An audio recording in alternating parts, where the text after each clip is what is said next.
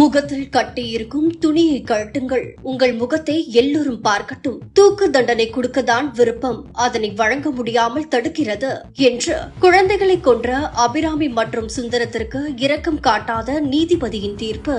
குன்றத்தூரை அடுத்த 3ஆம் கட்டளை பகுதியை சேர்ந்த அபிராமிக்கு டிக்டாக் மீது ஏற்பட்ட மோகத்தால் பல வீடியோக்களை வெளியிட்டு பிரபலமாகி வந்தார். இந்த நிலையில் அப்பகுதியில் உள்ள பிரியாணி கடை ஒன்றில் வேலை பார்த்து வந்த சுந்தரத்துடன் நட்பு ஏற்பட்ட பிறகு அது கள்ளக்காதலாக மாறியது. இது அபிராமியின் கணவர் விஜய்க்கு தெரிய வர இருவருக்கும் இடையில் சண்டை ஏற்பட்டது. இதனால் ஆத்திரமடைந்த அபிராமி சுந்தரத்துடன் ஓடிப்போக முடிவெடுத்து தன்னுடைய 2 குழந்தைகள் மற்றும் கணவனை கொலை செய்ய திட்டம் தீட்டினாள்.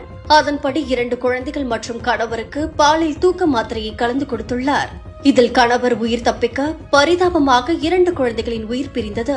இதையடுத்து தப்பி ஓடி சென்ற அபிராமி மற்றும் சுந்தரத்தை போலீசார் கோயம்பேடு பேருந்து நிலையத்தில் வைத்து கைது செய்தனர். இந்த நிலையில் 7 ஆண்டுகளாக சிறையில் இருந்த அபிராமி மற்றும் மீனாட்சி சுந்தரத்திற்கு நேற்று தீர்ப்பு வழங்கப்பட்டது. அப்பொழுது நீதிபதி செம்மல் வழங்கிய தீர்ப்புதான் இதுபோன்று தவறு செய்பவர்களுக்கு சாட்டையடியாக அமைந்துள்ளது. அவருடைய தீர்ப்பில் முதலில் நீதிபதி செம்மல் 12 மணிக்கு அபிராமி வழக்கை விசாரிக்க விரும்புகிறேன் என தெரிவித்தார். பின்னர் காவல்துறையினர் அபிராமி மற்றும் சுந்தரத்தினை அழைத்து வந்தனர். அப்போது இருவரும் முகமூடி அணிந்து வருவதை பார்த்த நீதிபதி கோபமாக, ஏன் முகமூடி அணிந்திருக்கிறீர்கள், அதை கழட்டுங்கள், உங்கள் முகத்தை எல்லோரும் பார்க்கட்டும் என்று தெரிவித்தார். தொடர்ந்து தண்டனை குறித்த விவரங்களை இடைவேளைக்கு பிறகு வாசிப்பதாக கூறி சென்றார்.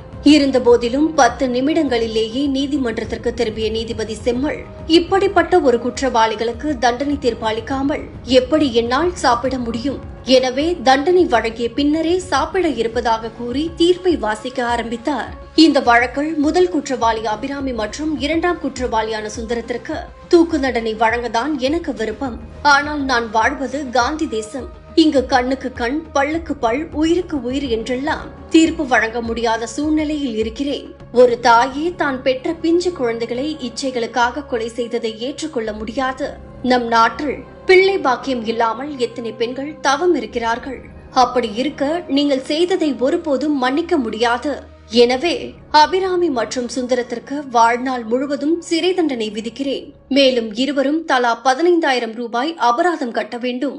இல்லையெனில் 3 ஆண்டுகள் மேலும் சிறை தண்டனை என தீர்ப்பு வழங்கினார். இந்த நிலையில் சுந்தரம், தான் ஏற்கனவே 7 ஆண்டுகள் சிறையில் இருந்துவிட்டேன். எனது தாய் தந்தை வயதானவர்கள், அவர்களை பார்த்துக் கொள்ள வேண்டும், எனவே கருணை காட்டுங்கள் என்றார்.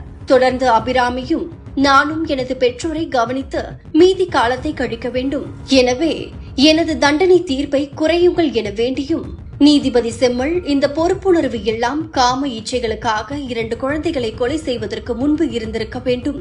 இப்பொழுது இரக்கம் காட்ட முடியாது என்று தீர்ப்பை வழங்கியுள்ளார். இப்படிப்பட்ட தீர்ப்பை பெற்ற பிறகு அபிராமியின் கதறலுக்கு அளவே இல்லை என்று சொல்லலாம். மேலும் 7 ஆண்டுகள் சிறையில் இருந்து கோர்ட் வளாகத்திற்கு தீர்ப்புக்காக வந்த அபிராமி கை நகங்களில் நெயில் பாலிஷும் தலையில் பலவித கிளிப்புகளையும் வைத்து அலங்காரம் செய்துதான் வந்திருந்தார். கொஞ்சம் கூட பெற்ற குழந்தைகளை கொன்ற குற்ற உணர்ச்சியே இல்லாமல் எப்படிதான் இப்படி அலங்காரம் செய்ய தோணுகிறதோ என்று நீதிமன்றத்திற்கு வந்திருந்தவர் கூறியபடி அங்கிருந்து சென்றனர்.